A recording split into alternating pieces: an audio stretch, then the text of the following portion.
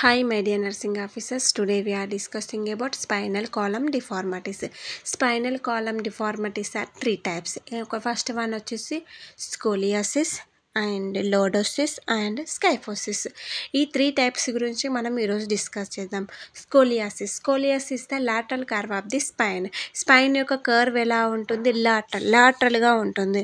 So దాన్ని మనం ఏమంటాము? స్కోలియాసిస్. ఎస్ఎల్ మనం ఈజీగా గుర్తుపెట్టుకుంటే సరిపోతుంది. నెక్స్ట్ దాని యొక్క ఇమేజ్ని చూద్దాం ఇప్పుడు. సో కర్వ్ అనేది ఎలా ఉంటుంది? ఎల్ షేప్లో ఉంటుంది కాబట్టి దాన్ని మనము స్కోలియాసిస్ అన్నాము. నెక్స్ట్ వన్ వచ్చేసి లార్డోసిస్.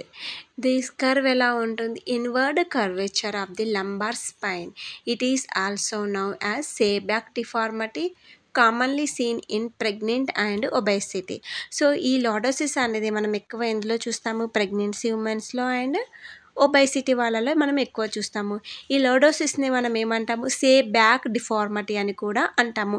దీని యొక్క స్పైన్ ఎలా ఉంటుంది అని అంటే ఇన్వర్డ్ కర్వ్ అనేది ఇన్వర్డ్ ఉంటుంది.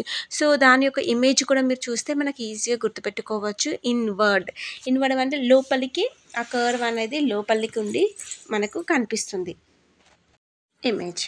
సో కర్వ్ ఎలా ఉంది? మనకు లోపలికి బెండ్ అయి ఉంది. Inward curves of the lumbar spine. So next వచ్చేసి స్కైఫోసిస్.